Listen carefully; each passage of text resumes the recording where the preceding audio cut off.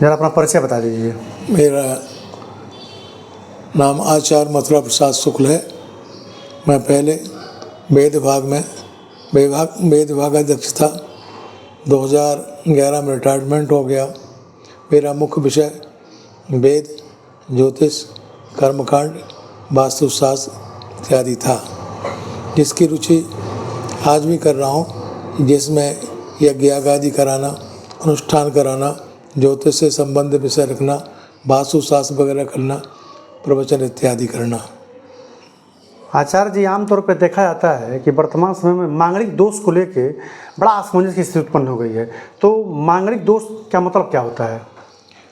9 प्रकार के ग्रह होते हैं। सब ग्रहों का अपना अपना अच्छा बुरा प्रभाव होता है।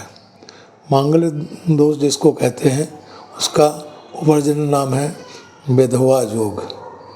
तो विधवा योग कहने में बुरा लगता है, उसी को मंगल के कारण ही ये दोष आता है, मंगल का दोष। तो ये नियम है कि अगर लड़की की कुंडली में मजबूत मंगल का योग पड़ जाए तो लड़के के शरीर पर उसका बुरा असर पड़ेगा। लड़की विधवा हो सकती है। इसलिए जब लड़की का मंगल तगड़ा होता है तो उसके लिए कुंभ विवाह की व्यवस्था है। कुंभ विवाह माने भगवान विष्णु के साथ उस लड़की को स्वयं शादी करनी पड़ती है और स्वयं सिंदूर भरती है, फिर बाद में उसको धो देती है। उसका तात्पर्य होता है भगवान विष्णु की शरण में मैं पहुँची, हे भगवान, होने वाले मेरे पति की आप रक्षा करिएगा। मंगल का काम क्या क्या है? मंगल अगर अच्छा होता है प्रॉपर्टी देता है, शरीर में ब्लड अच्छा होता है, हड्डी अच्छी होती है, व्यक्ति पराक्रमी होता है ना, प्रभावशाली होता है। लेकिन मंगल जब खराब होता है तो ब्लड से संबंधित दोष होते हैं, हड्डी से दोष संबंधित होते हैं और पति पत्नी में आपस में एक दूसरे के आयु के घातक होते हैं।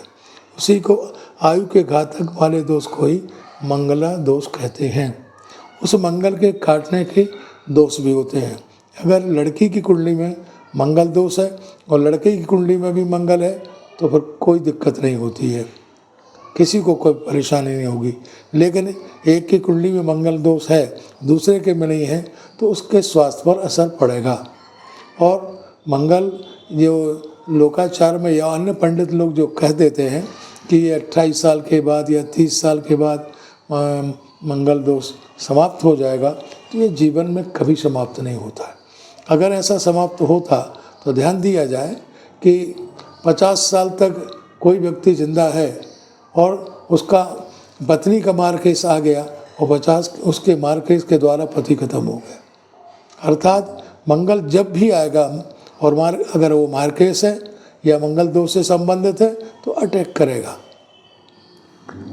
ये बताइए कि इसका जो है परिहार क्या है, सटीक परिहार क्या है इसका? इसका सटीक परिहार ये है कि अगर लड़के की कुंडली में मंगल दोष है तो लड़की की कुंडली में भी मंगल दोष होना चाहिए उसको काटने के लिए। अगर दोनों में मंगल है तो दोनों सुखी रहेंगे, किसी को कोई परेशानी नहीं होगी। एक बात। दूसरा, अगर लड़की की कुंडली में मंगल है और लड़के की कुंडली में मंगल नहीं है तो उसका भी समाधान, पहला समाधान, मंगल के बदले मंगल ही होना चाहिए दूसरे की कुंडली में। अगर मंगल नहीं है तो शनि भौमोथ वा कश्चित पापो व तादृशो भवेत् तेस्यैव भवनेस्यैव भौम दोषो विनाशकृत। मंगल के बदले मंगल हो अथवा मंगल के बदले शनि हो अथवा मंगल के बदले सूर्य हो अथवा मंगल के बदले राहु केतु हो। 5 पापी ग्रह ज्योतिष में माने गए हैं। सूर्य, मंगल, राहु, केतु, ये सब ग्रह 5 और मंगल, ये 5 पापी ग्रह माने गए हैं। तो 5 ग्रह में से कोई भी ग्रह होगा तो मंगल काटने का असर पड़ेगा। ये बताइए कि मांगलिक दोष के साथ साथ आजकल एक प्रश्न चला है कि विप्रवर्ण लड़का है या लड़की है तो उसके लिए कह रहे हैं विप्रवर्ण का खोजना चाहिए। तो विप्रवर्ण क्या होता है?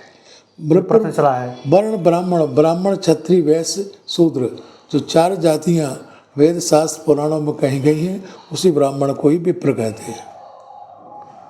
और ये जो मांगलिक दोष हैं, ये एक और प्रश्न है आपसे मैं पूछ रहा हूँ, अंतिम प्रश्न है कि मांगलिक दोष वर और कन्या में कितनी आयु होने पर मांगलिक दोष समाप्त हो जाते हैं? मांगलिक दोष हमेशा रहते हैं। ये कहने की बात है कि 28 साल और 30 साल के बाद मांगलिक दोष समाप्त हो जाता है, समाप्त नहीं होता है। ठीक है, बहुत बहुत धन्यवाद आपका आचार्य जी। इसर का असर पड़ता है।